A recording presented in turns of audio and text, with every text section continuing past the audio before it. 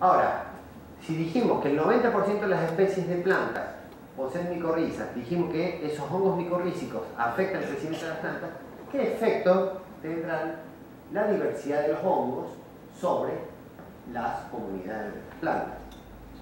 Para ello voy a recurrir a un trabajo clásico que tenemos en la literatura, no tan viejo, publicado en el año 98, donde estudiaron el efecto de la diversidad de hongos sobre la diversidad y productividad, es decir, la vigorosidad, la cantidad de hojas que producen las plantas.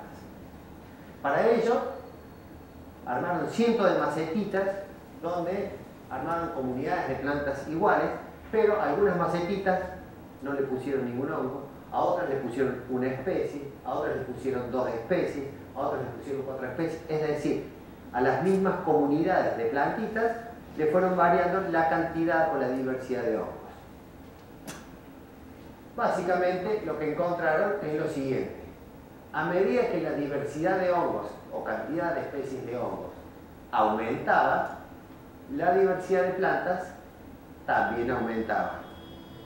A medida que la cantidad de especies de hongos aumentaba, la productividad o el tamaño de esas plantas, la cantidad de biomasa verde, también aumentaba. Visto de un modo más gráfico, cuando las macetitas no tenían hongos, solo 1 o 2 especies podían vivir allí.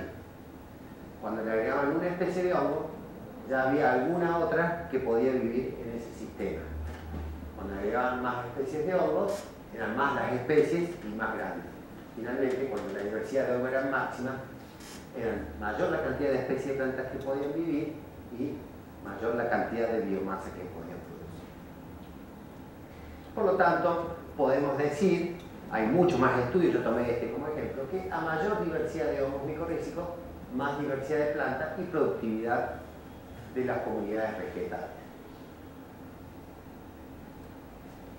Bueno, a continuación pasamos a la tercera parte, donde voy a mostrar algunas evidencias, algunos estudios sobre qué pasa con la diversidad de estos hongos en el contexto de los cambios ambientales.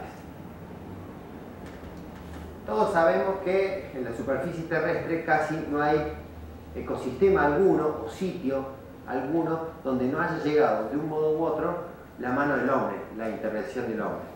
En algunos de esos más notorios, digamos como caso extremo, las ciudades, donde digamos no queda nada del sistema natural, tenemos casos intermedios y hay lugares más bien prístinos, pero casi no hay lugar donde no ha llegado el hombre.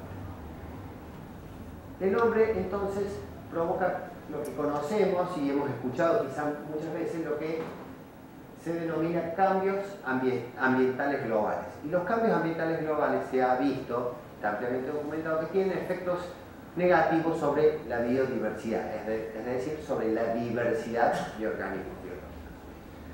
Dentro de esos cambios globales, de esos cambios ambientales globales, hay 5 que son los más importantes: los usos de la tierra, el clima, o sea, los cambios de clima, por ejemplo, el calentamiento global, la deposición de nitrógeno. Esto se refiere en áreas más industrializadas. La polución aérea hace que haya deposición de nitrógeno en los ecosistemas naturales.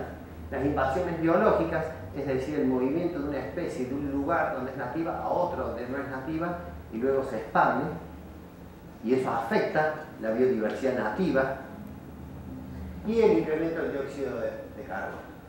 De esos 5 tipos de cambios ambientales globales, los usos de la tierra son los que principalmente, o los que tienen el mayor efecto negativo sobre la biodiversidad. Y son justamente los principales, ejemplos de cambios ambientales globales que nosotros podemos observar en nuestro entorno. Digo, me refiero a nuestro entorno, el centro de Argentina, o Córdoba en particular. Sin ir más lejos, uno toma el vehículo, sale de ruta y sabe o encuentra claramente que los ecosistemas naturales están siendo ampliamente transformados en nuestra región. Ahora, ¿cómo afectan esos usos de la tierra a los hongos micorrízicos, que son los que venimos viendo?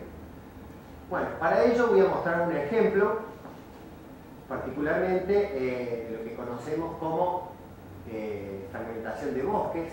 sabemos que justamente la expansión del hombre va ocupando las áreas naturales con áreas urbanizadas o va transformando la tierra para cultivos, y las áreas boscosas naturales que tradicionalmente ocupaban esas áreas van quedando cada vez en áreas o fragmentos cada vez más pequeños.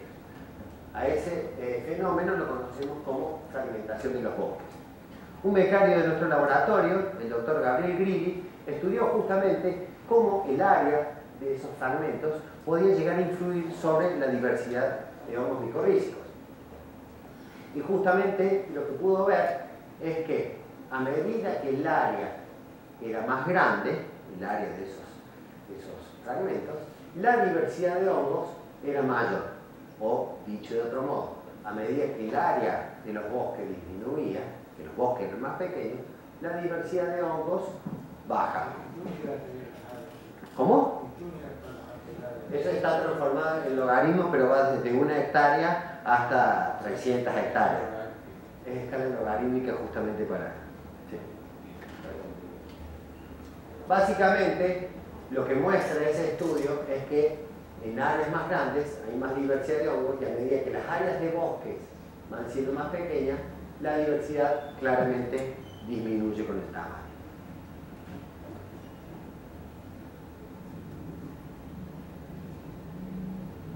Otro de los cambios ambientales que fundamentalmente tienen origen antrópicos en nuestra región son los incendios forestales. Seguramente todos estamos familiarizados, o al menos hemos escuchado acerca de ellos, sobre todo en invierno o a la salida del invierno en las serranías cordobesas. Bueno, o sea, algunos están muy familiarizados. Bueno, entonces, al ser una problemática importante, un cambio ambiental importante en nuestra región, otra chica, una becaria de nuestro laboratorio, Silvana Longo, estudió justamente cuál era el efecto de los incendios forestales sobre la diversidad de hongos del suelo. Para ello, fue a distintas áreas de las sierras de Córdoba, donde buscó sitios incendiados y sitios no incendiados, tanto en primavera como en otoño. Y básicamente observó que en general la diversidad de hongos, acá tenemos la diversidad de hongos en los sitios incendiados era significativamente o notablemente más baja que en áreas no incendiadas. Es decir, que los incendios forestales reducen la diversidad de hongos en comparación con aquellos bosques donde no ha habido incendios.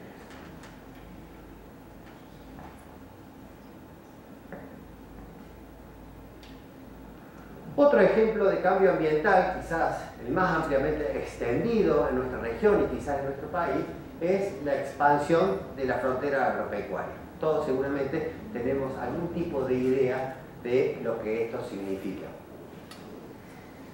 Ya previamente yo les mostré un ejemplo sobre cómo la reducción de los bosques podía afectar la diversidad de hongos. Otra becaria de nuestro laboratorio, la doctora Noelia Cofré, ha estudiado en este caso los hongos micorrízicos, pero ya dentro de los sistemas agropecuarios. Es decir, cuando nosotros hablamos de expansión de frontera agropecuaria, nos imaginamos campos cultivados, y es así. No obstante, dentro de esos campos cultivados puede haber distintos tipos de manejo de esos cultivos. En algunos casos, algunos productores lo único que hacen es tener siempre monocultivo de soja con fuerte aplicación o aplicación de grandes cantidades de herbicidas o de agroquímicos, mientras que otros optan por lo que llamamos prácticas más conservacionistas, que sería rotación de cultivos, ir cambiando los cultivos que se usan en ese campo, con digamos, dosis mínimas de aplicación de herbicidas. Eso lo llamamos buenas prácticas en comparación con las otras que las llamamos malas prácticas.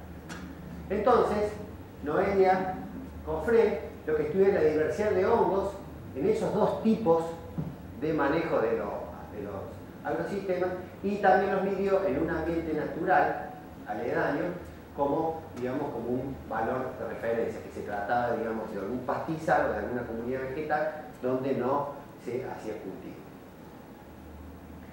Básicamente, lo que Noel encontró, a partir de muestrear muchas veces, hasta llegar a 50 muestras, es que la riqueza o el número de especies de hongos en lo que llamamos buenas prácticas agrícolas era bastante parecido a lo que teníamos como referencia en el ambiente natural, mientras que las malas prácticas agrícolas tenían valores de número de esporas de riqueza bastante más bajo, un 20% menor al de las otras prácticas.